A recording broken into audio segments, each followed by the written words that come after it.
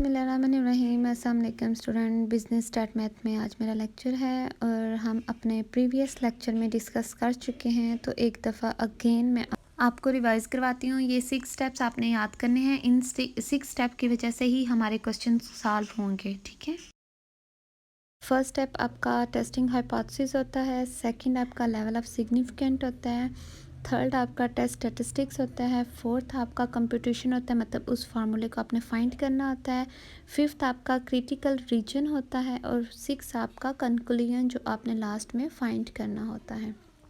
Critical reason के लिए आपको एक टेबल चाहिए होता है जो काई स्क्वायर टेस्ट का टेबल होता है। वो बेटा टेबल मैं आपको दिखा देती हूँ, वो टेबल कैसा होता है। ये टेबल है काई स्क्वायर टेस्ट का। साइड पे देखें तो डिग्री ऑफ फ्रीडम लिखा हुआ है, ऊपर देखें तो आपके पास डिफरेंट वैल्यूज़ हैं। ये आपकी अल्फ़ा की वैल्यूज़ होती हैं, डिग्री ऑफ फ्रीडम जो आप फाइंड करते हैं R माइनस करके और C-1 करके। ये मैं आपको फर्दर जब क्वेश्चन करती हूँ तो मैं आपको बताती हूँ कि हमने वैल्यू कैसे फाइंड करनी है, ठीक है। अभी हम क्वेश्चन कर लेते हैं। तो क्वेश्चन के पहले ये 6 स्टेप आपको क्लियर हैं, याद हैं। अब हम करते हैं ये क्वेश्चन।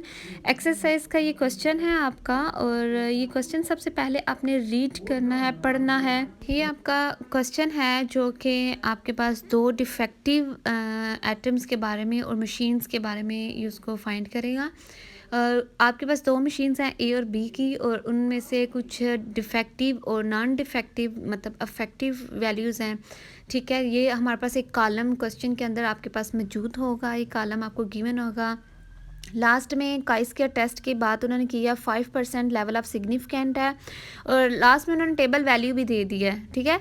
ज़रूरी नहीं है कि हर क्वेश्चन के अंदर टेबल वैल्यू गिवन हो, तो इसलिए मैं आपको टेबल वैल्यू भी सिखाऊंगी कि कैसे टेबल वैल्यू फाइंड करते हैं। तो क्योंकि क्वेश्चन के अंदर कुछ क्वेश्चन के अंदर होती है लेकिन ज़्यादातर क्वेश्चन के अंदर नहीं होती। अब हमने सबसे पहले टेस्टिंग हाइपोथेसिस करनी है। वो टेस्टिंग हाइपोथेसिस था कि देयर इज़ नो एसोसिएशन और देयर इज़ एसोसिएशन।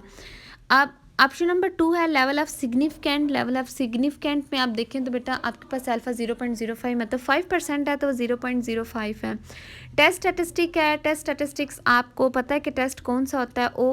FO का मतलब है कि ऑब्जर्व वैल्यू, FE का मतलब है एक्सपेक्टेड वैल्यू। और हम फाइंड कैसे करते हैं एक्सपेक्टेड वैल्यू को? Row total multiply by column total divided by n। Fourth step है कंप्यूटेशन का। कंप्यूटेशन में बेटा मैंने ये टेबल ना कुछ वाइटनर कर दी थी वैल्यूज़ जो आपको क्वेश्चन के अंदर गिवन था। वाइटनर करने का मकसद मेरा ये था कि हमें सिर्फ रो टोटल और कॉलम टोटल चाहिए। आपको ये नीचे कॉलम नज़र आ रहा है FE का। FO का मतलब ऑब्जर्व वैल्यू, मैंने ऑब्जर्व वैल्यू लिख दिया 25, 42, 375 और 558। अब FE का क्या मतलब है? Row total 400, column total 67 divided by 1000। इसी तरह सारी वैल्यूज़ फाइंड कर लेनी है आपने। अब जो कॉलम नेक्स्ट टू कॉलम है वो है observe value minus expected value का whole square divided by expected value. तो जो स्क्वायर आ गया उसको हमने एक्सपेक्टेड वैल्यू के साथ डिवाइड कर दिया है। Critical reason. क्रिटिकल रीजन हमने काई स्क्वायर की वैल्यू ये आ गई है हमारे पास 0.215 है, तो इट्स मीन 0.22 आपकी काई स्क्वायर की वैल्यू। ये कैलकुलेटेड वैल्यू याद रखिएगा, जो फार्मूले से वैल्यू होती है वो कैलकुलेटेड वैल्यू होती है।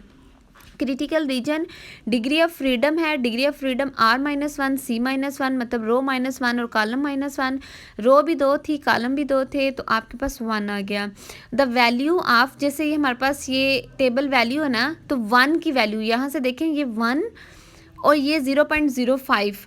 अब ये टेबल लाने का मकसद सिर्फ ये है कि आपको टेबल से वैल्यू फाइंड करनी आ जाए। अब 1 से होते हुए 0.05 में 3.584 है ना, तो ये आपकी वैल्यू, ये मैंने हाईलाइट कर दी है।